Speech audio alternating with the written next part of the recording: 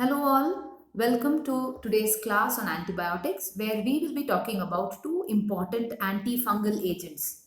As you all know, fungi are eukaryotic microorganisms which may be either unicellular or filamentous in nature. As they are eukaryotic in nature, the treatment of fungal infections is a little difficult because their cell structure and the host cell structure, that is the animal or the human cell structure, is very similar. So if we come up with some agent or if we come up with some antibiotic that is attacking fungi, there are chances that the same antibiotic can even attack or disrupt the host cell or the human cell.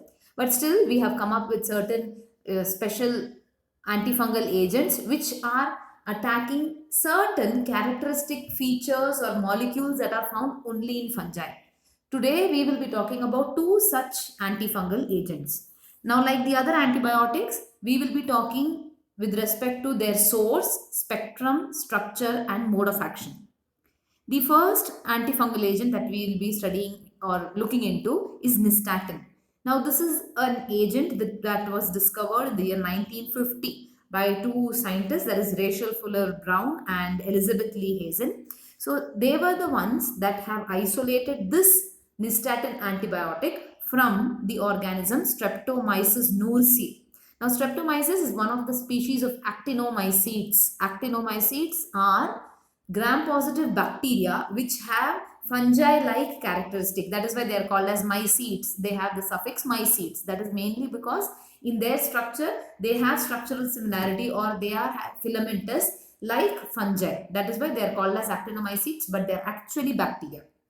Now, the species of actinomycetes are known to produce many different types of antibiotics, but the species of actinomycete, the species of Streptomyces, which produces nystatin, is Streptomyces noursi, as shown in the picture.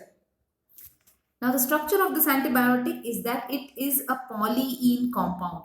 When we say a polyene compound, poly is multiple, ene is a suffix that is used for signifying double bonds. So, nystatin is an antibiotic or an antifungal agent that has multiple conjugated double bonds. Multiple conjugated double bonds. That is the polyene structure of nystatin. When we see the spectrum of nystatin, it is a narrow spectrum antibiotic. Now, that is mainly because it is active against only certain types of fungi, such as given over here, that is Candida, which is a type of yeast, or Aspergillus, Penicillium, Botrytis. These are the few fungi against which this is used. Especially, nystatin is used to treat the candidiasis, which is an infection caused by Candida. So, nystatin is a narrow spectrum antibiotic which is used to treat certain infections like these.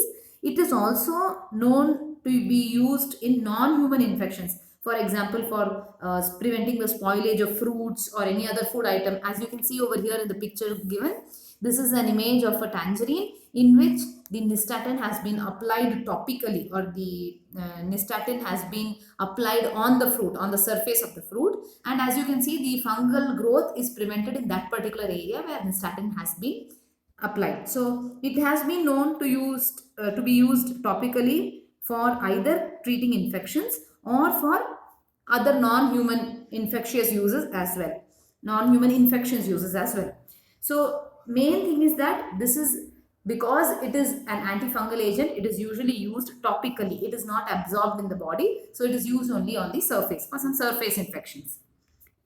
This antibiotic is an ionophore, that is, it binds to the ions irreversibly. It is an ionophore which is binding to the ions in the cell in a reversible manner. Now, this antibiotic binds to sterols of the plasma membrane, and when it binds to sterols in the plasma membrane, it causes irreversible damage to the cell.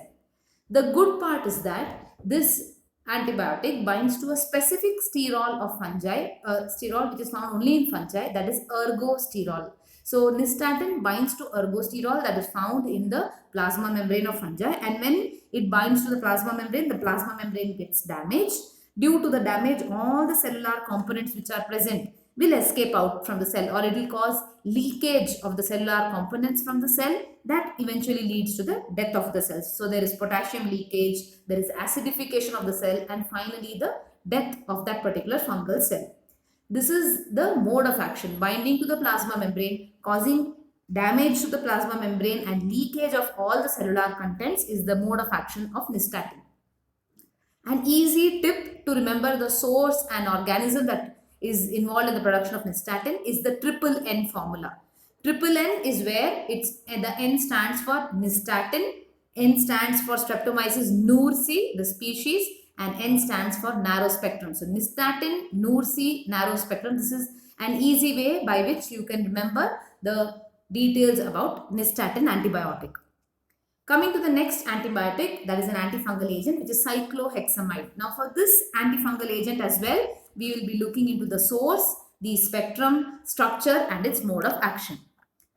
This antibiotic is also produced by Streptomyces species, but as you can see the species is different here. It is Streptomyces griseus. And this is an organism. Streptomyces griseus is an organism that produces many different types of antibiotics. So it is known to produce antibacterial antibiotics as well. And this antifungal agent, that is cycloheximide. As the name suggests, in the name cycloheximide itself, you can make out or you can guess what the structure could be. It is a cycloalkane compound, which means this is having an alkane structure but is cyclicized. So it is a cycloalkane derivative.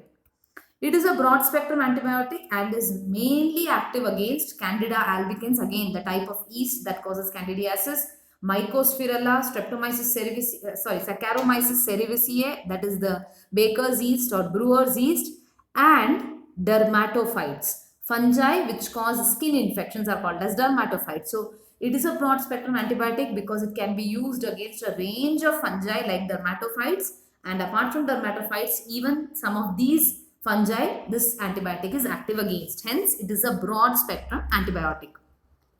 This antibiotic is known to block the eukaryotic protein synthesis. Now, protein synthesis, I have told in my previous videos as well, it occurs on ribosomes, which are made up of two subunits, the smaller subunit and the larger subunit.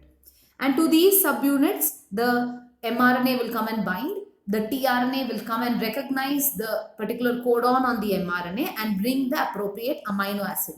Like this, when every tRNA brings one amino acid, the amino acids are combined with each other or joined with each other with the help of a peptide bond to form your final polypeptide or final protein.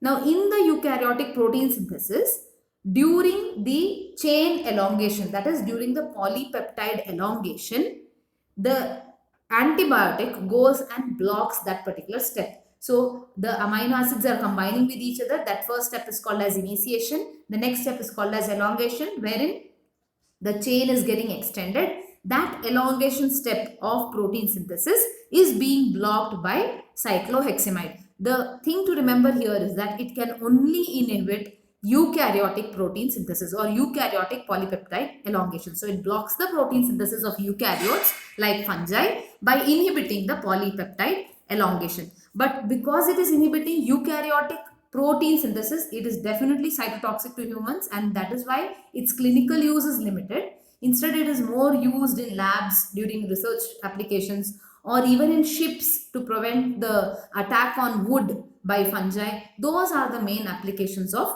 cycloheximide. So to summarize what we have done today, these are the two antibiotics, that is nystatin and cycloheximide.